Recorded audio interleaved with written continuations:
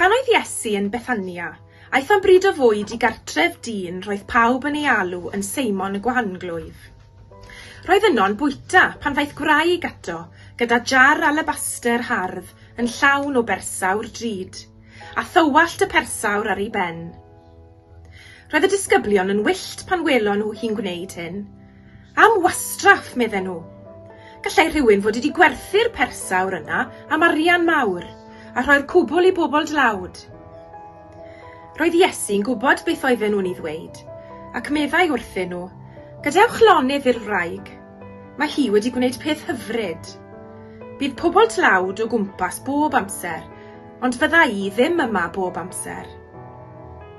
Wrth dywallt y persawr yma arna i, mae hi wedi paratoi fy nghorff ar gyfer ei gladdu.